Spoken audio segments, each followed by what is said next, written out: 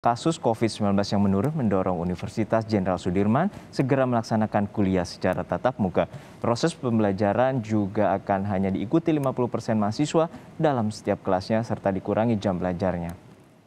Selain itu, Universitas Jenderal Sudirman hanya mengundang para mahasiswa yang berasal dari wilayah Kabupaten Banyumas dan Purbalingga. Kuliah tatap muka akan dimulai pada pekan ketiga bulan Oktober dan hanya khusus bagi mahasiswa angkatan 2020-2021. Pihak kampus Unsud juga menyatakan telah berkoordinasi dengan Forum Koordinasi Pimpinan Daerah Forkompinda untuk penyiapan tempat isolasi.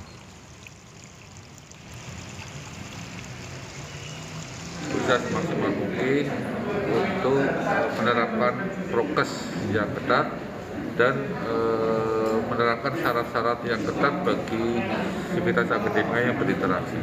Dosen, mahasiswa, laporan, tenaga pendidikan itu juga harus memiliki syarat-syarat tertentu tadi disampaikan PR1. Tidak bergejala, tidak punya komorbid sudah divaksin, dengan tidak ada gejala dan menerapkan jaga jarak, pakai masker, cuci tangan, dan sebagainya. Sudah bergabung bersama kami melalui sambungan Zoom Wakil Rektor 1 Universitas Jenderal Sudirman Purwokerto, Profesor Ahmad Sodik. Selamat siang, Profesor. Sehat-sehat selalu. Selamat siang. Ya, Prof, ini apa yang menjadi pertimbangan hingga diputuskan menggelar tatap muka di kampus bagi mahasiswa baru dan apakah sudah mendapat persetujuan dari pemerintah provinsi? Oke, terima kasih, Pak. Yang pertama adalah bahwa sudah 3 semester ini adik-adik para mahasiswa belum mengikuti kuliah tatap muka. Makanya kami mempertimbangkan bahwa secara bertahap Universitas Jenderal Sudirman akan membuka, terutama tadi yang sudah disampaikan bahwa untuk angkatan tahun 2020 dan tahun 2021 yang ini hingga saat sekarang belum tahu lokasi kampus dan kondisi kampus seperti apa. Kemudian untuk bertahap ini kami juga mempertimbangkan agar tidak terjadi mobilisasi yang berlebihan. Makanya yang diundang adalah para mahasiswa yang berasal dari Kabupaten Purbalingga dan Purwokerto. Harapannya mereka datang ke kampus juga tidak kos di kampus. Ini yang pertimbangannya. Kemudian kami juga sudah berkoordinasi terutama dengan tim COVID ke kabupaten. Mudah-mudahan kondisinya semakin bagus. Ya, Prof, ini juga berkaitan dengan sebelumnya untuk sekolah, nah ini juga dengan di kampus. Apakah juga harus mendapatkan persetujuan dari pihak keluarga ataupun dari mahasiswanya sendiri untuk melakukan pembelajaran tatap muka atau kuliah langsung tatap muka? Betul bahwa kita mengikuti surat edaran dari kementerian bahwa ada surat pernyataan yang itu diketahui oleh orang tua. Harapannya bahwa para mahasiswa itu betul-betul sehat, kemudian ada persyaratan bahwa sudah divaksin.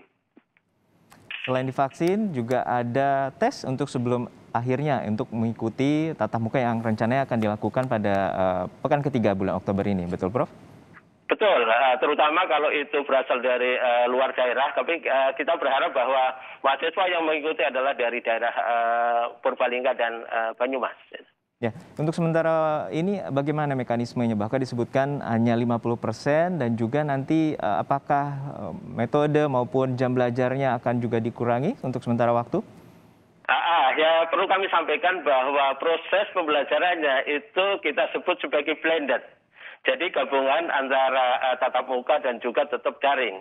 Jadi pada mata kuliah tertentu ini sisanya adalah tinggal 6 tatap muka. Itu ada chapter-chapter tertentu yang menjadi pertimbangan. Kalau capaian pembelajarannya itu relatif sulit dan itu harus menghadirkan, artinya harus tatap muka, itu yang menjadi prioritas. Kemudian yang kedua bahwa ada ketentuan bahwa okupasi di dalam ruangan itu maksimal 50% dan tidak lebih dari 25 orang. Makanya akan dibuat kelas-kelas dan itu modelnya adalah shift. Barangkali pekan ini mahasiswa dengan NIM ganjil nanti akan hadir dengan shift berikutnya adalah yang untuk gasal. Jadi itu ada pengaturan dan itu dikelola oleh di tingkat jurusan dan fakultas. Ya, untuk tahapan sementara jika saat ini hanya 50% akan dinaikkan bertahap, apakah akan jadi 75 hingga 100%, itu akan memiliki jangka waktu berapa lama, Profesor?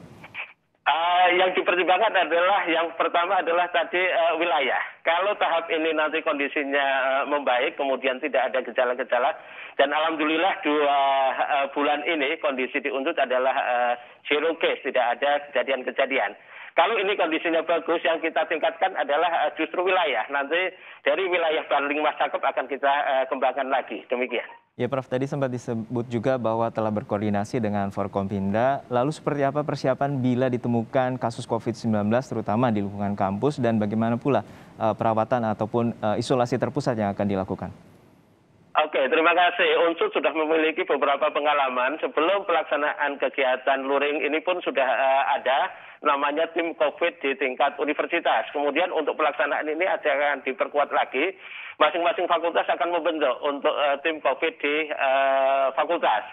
Kemudian untuk persiapan ini ada juga disiapkan satu bangunan rusun awal, dan itu sudah digunakan bagi adik-adik kita yang terkonfirmasi. Kemudian tim Satgas itu akan mengelola sepenuhnya hingga mereka tidak terkonfirmasi kembali. Ya, Prof, ini tadi sempat disebutkan bahwa ini hanya mahasiswa baru angkatan 2020 dan 2021. Ya, lalu bagaimana dengan mahasiswa yang tentu angkatan lama, tentu juga memiliki hak yang sama untuk mendapatkan pembelajaran tatap muka di kampus. Apakah ada juga akan berencana untuk menggelar?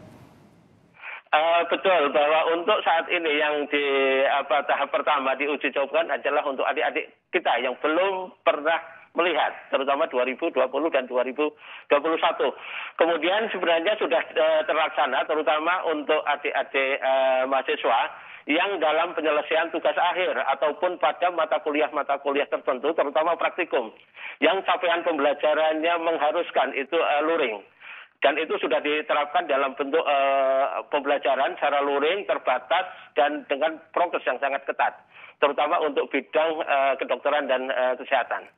Baik, kami harapkan semua akan berjalan lancar dan akan dilaksanakan pada pekan ketiga bulan Oktober ini. Sehat-sehat selalu, Profesor Ahmad Sodik, Wakil Rektor 1 Amin, terima kasih. Universitas Jenderal Sudirman, telah berbagi bersama kami di Kompas Siang.